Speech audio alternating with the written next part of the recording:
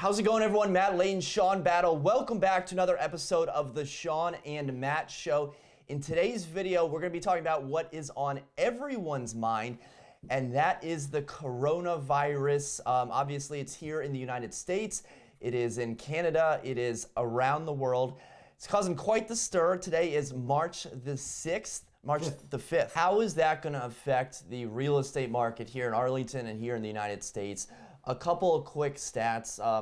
First of all, in 2019, the Chinese buyers spent $13.4 billion with a B dollars on U.S. homes. That's $13.4 billion in 2019.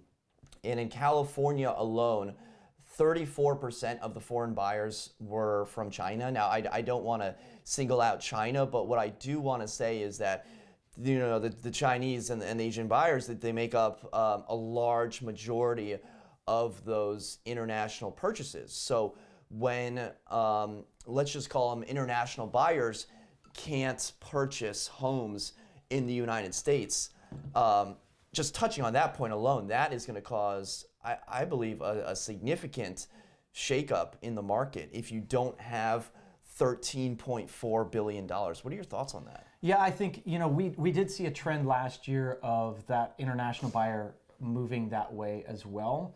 But yeah, I mean, there's so many different markets in the United States and across the world, and every market's going to be affected differently, right? But there are some markets that rely heavily on that investment. And right now, I mean, China is dead slow. So that buyer is going to deplete and not going to invest in those. I think it's going to have a big effect on the markets that rely on it, like the Miami market maybe, or the New York market, those markets that... Let's imagine a hypothetical scenario where international purchasers are locked out of buying in the United States.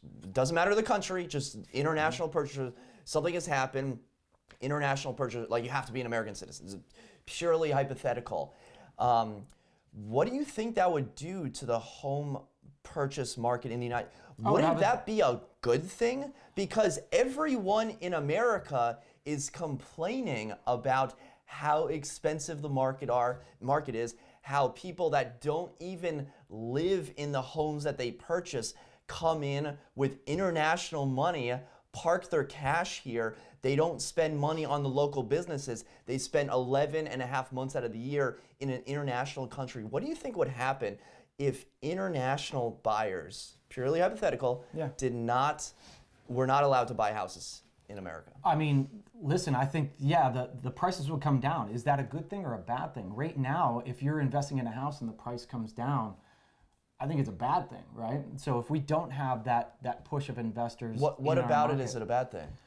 Because I bought this house, say, for $900,000, and next year it's worth $800,000. Then I'm kind of like, why am I even buying? I'll just go rent, right? So that could have that negative effect. Are you looking to buy a house?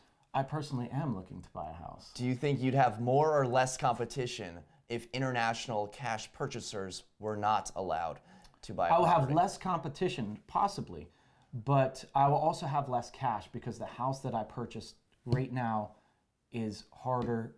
I'm getting less out of it. So, right? So I've had that happen to me where I purchased a house, and my value went down. And, some other areas were going up. And so they have much more bigger purchasing power than I did. And so, you got to look at every situation differently, I think, because, every pocket of real estate is going to be affected differently. The biggest reason, and that's a good response, the biggest reason for the question is, basically what I'm asking is, do you feel like there is just this, not inflated market, but this surplus of increased demand because you have all these international buyers just parking their cash in America? I don't know. I don't know what the trend has been over the years, whether they have increased significantly. I just know right now that there's just a lack of inventory, and that lack of inventory is driving everybody crazy. So it doesn't matter how many buyers are out there. I mean, there's too many buyers out there in our market right now, and it just doesn't matter. The more people you put in, the higher, like we've seen in the last couple of weeks, prices are nuts. So, pulling a few investors out definitely is going to have an effect. Mm-hmm. But there are just so many buyers out there and so few inventory right now that I don't think it's Yeah. And I think the biggest issue as a seller right now is not, not worried about, oh, if I put my house on the market, will a buyer not want to go to the open house? The biggest issue for the sellers, once your house sells quickly with multiple offers, where are you going to move to? Because there's just not a lot of inventory out there. I think that's the biggest issue for the sellers. That's absolutely the biggest issue, and it's what I'm going through right now. I'm putting my house on the market. I have nowhere to go. I don't know where I'm going. Tell me about the house you saw yesterday. So the house I saw yesterday was awesome. It's this guy. That new construction.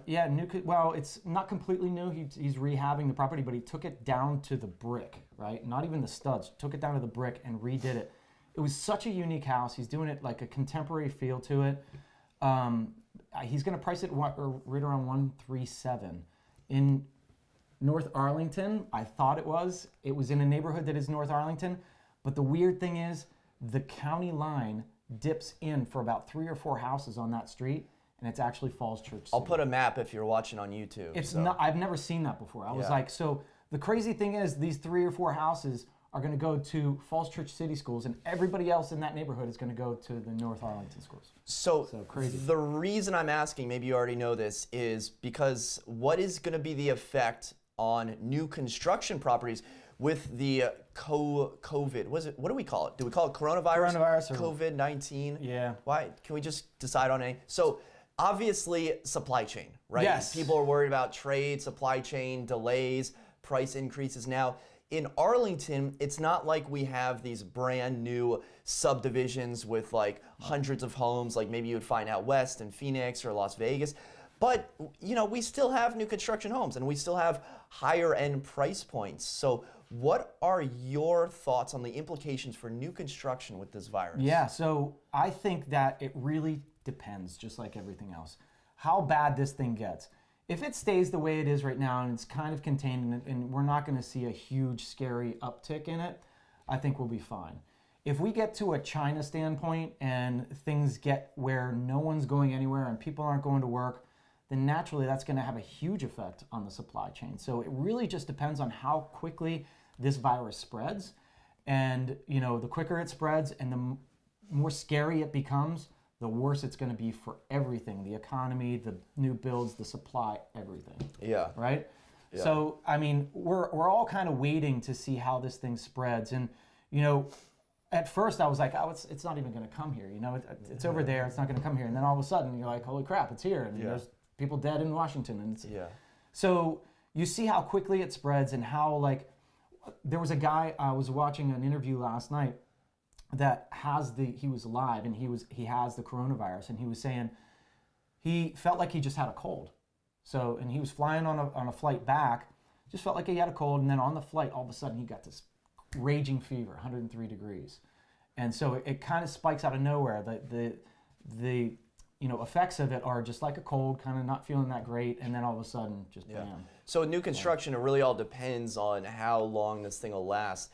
And I want to read off a few things to you now. Okay. This is going to sound like a Facebook meme because I took it from Facebook, but addressing fear-based agendas, 2000, Y2K is going to kill us. Holy crap, it killed us. 2001, anthrax. Have you seen this before? No, I haven't. Anthrax is going to kill us. Yeah. 02, West Nile virus. Yeah. 03, SARS. 04, bird flu. 06, E. coli. 08, the bad economy. 2009, swine flu. 2010, BP oil. 2012, Mayan calendar. 2013, North Korea. 2014, Ebola.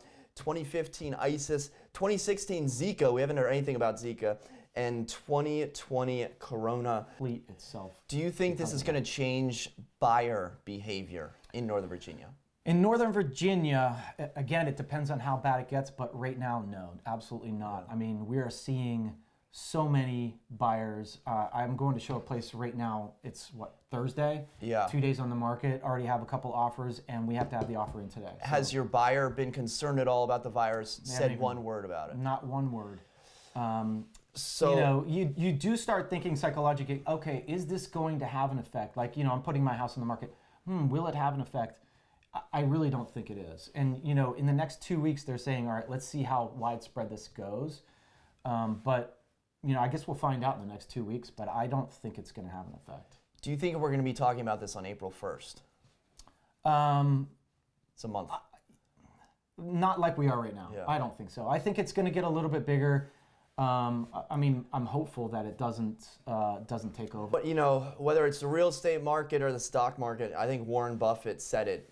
Be fearful when others are greedy, and be greedy when others are fearful. So, we're making very emotional decisions, but we should be acting on those decisions with logic, right? We're not dumping money into the stock market. We're not doing the opposite. We're doing what we would have done 3 months ago, 6 months ago, every single day. So say I have a brokerage account, and I'm going to use that brokerage account to purchase something. My value just dropped 11%. I was going to use that money to put down on the next house. So where's that money coming from? So you think about all of these buyers out there that have just lost 11% in their value. That is 11% less in purchase power that they could have, right? If they didn't prepare for it. And what if you're under contract right now and you're closing in 3 weeks, right? And you just lost 11%? Yeah. I mean, you don't have a way out of that contract. You still have to close. Yeah. So that portion is what's scary, right? If you were totally reliant on that money and you were close, right? You were skimmed, because a lot of people are close to what they need to put down. They have $100,000 sitting there, and it just dropped to whatever that equals, 90.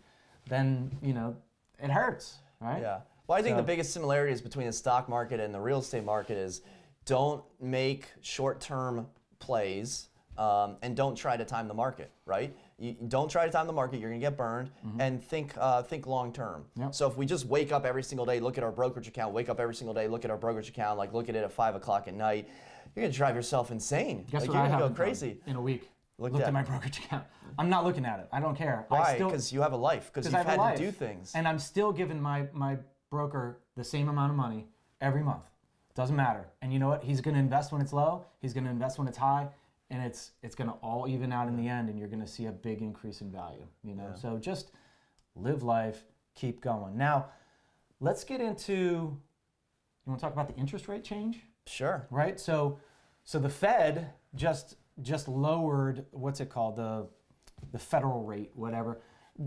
But keep in mind, when they lower this a point, that's not like your interest rate just dropped a point. 50 basis points. Right, so it's not going to have that same correlation on interest rates when you're buying a home. It's going to drop it, but those rates, it could be baked in. By this point, it's probably already baked into your rate.